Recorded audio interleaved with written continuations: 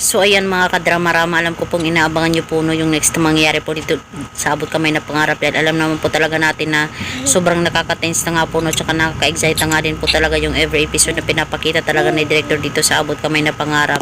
Dahil alam naman po talaga natin na dumating na nga po talaga itong si Morgana, na kung saan talagang natatawa ako dahil lumaki daw siya sa farm at hindi ko rin alam, parang dahil nga po alam naman po talaga natin na si Alice Go, diba? Tapos siya si Morgana Go.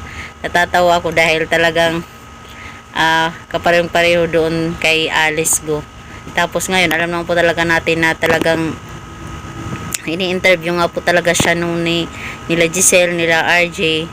Kung ikaw nga si Morgana, sabihin mo yung katotohanan, ganito ganyan.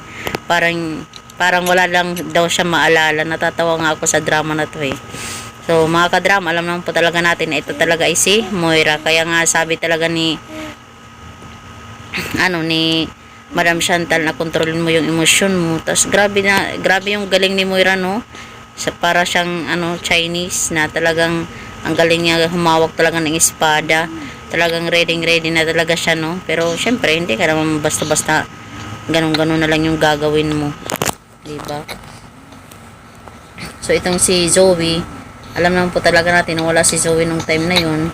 So, yung mangyayaring, dahil nga po sa nasuspindi nga po talaga siya, dahil nga po sa kanyang ginawa dito kay Lynette, yung mangyayari po dito ay talagang possible talaga magalit talaga itong si Zoe sa mami niya. Bakit hinayaan niya si Zoe na wala naman lang mag-guide sa kanya, na kung saan yung time na yun talaga dapat ipinapalam sana ni Moira na buhay siya, para hindi naging ganun yung buhay talaga ni Zoe, dahil nga po talaga sa pagkawala ng kanyang mami na nagkaroon siya na sa puso niya na magiganti talaga sa mga tanyag, which is hindi naman talaga hindi naman fair, kasi alam mo talaga natin na si Moira talaga yung may kasalanan no, yung last na encuentro nila doon talaga sa isla, diba, nila Annalyn, nila Lynette, dahil nga po sa birthday yun ni Annalyn. So ngayon, possible yun ang maramdaman ni Zoe. Possible hindi excitement yung maramdaman ni Zoe. Hindi galit sa kanyang nanay dahil sa ginawa niya sa kanya. Dapat sana noon talaga pinaalam sa kanya na buhay siya. Tapos ganito yung mga plano. Tapos ganito yung mga pa-effect natin. 'Di ba? Para hindi naman sana naging ganun si Zoe. Pero alam kong hinayaan talaga yun ni Moira para maghihanti itong si Zoe sa mga tanyag, para hindi sila maging close na ganun.